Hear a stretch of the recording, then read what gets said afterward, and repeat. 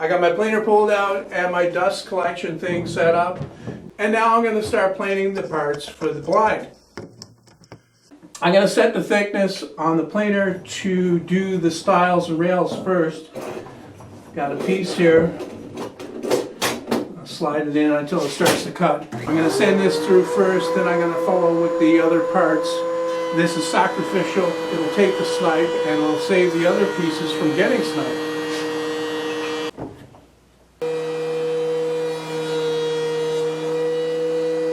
I've got all the faces planed, just one pass on each side was enough. All I was looking to do was make them all the same thickness. So that's the stiles and the rails done. I'm not going to bother doing them on the edge because they have to be sized for the opening first of all, so one edge is going to be cut off.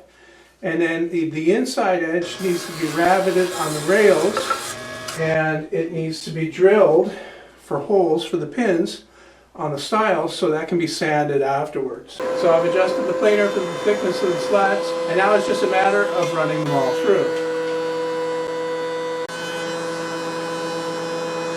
I've got all of the slats planed to thickness. All I need to do now is round a quarter round the edge. I've got my little router table extension wing set up with it's an OG bit actually, but I'm using the smallest quarter round that's in there. And I've got the router table fence attached to my table saw fence. I've set the height, and I've also made a sample here of the profile. What it's going to be is quarter round on each edge, but opposite like that. All I need to do now is run all of the pieces through on both edges.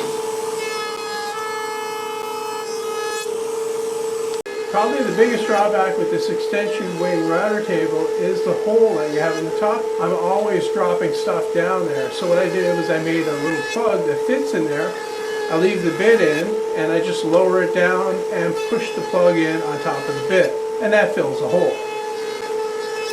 Okay, now that I've got all the slats shaped, what I need to do is cut them to length. I'm going to get my seldom used table saw sled down, knock the dust out of it, and get that set up to do that. I could do it on the miter saw, but I think I could do more on this thing.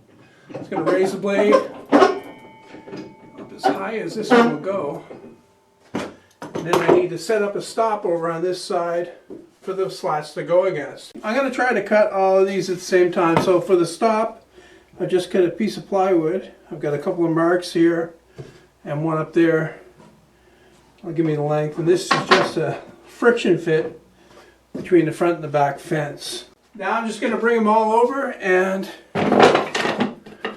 stack. The both ends are square, but one will be cleaner than the other. So just check to make sure which one is the cleanest as it goes against the fence, and cut the other end.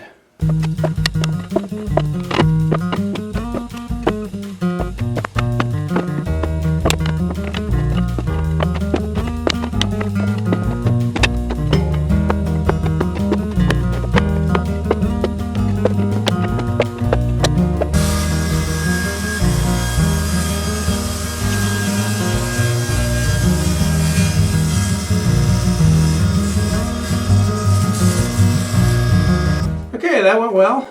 Easy enough and fast. Take the slats out of here.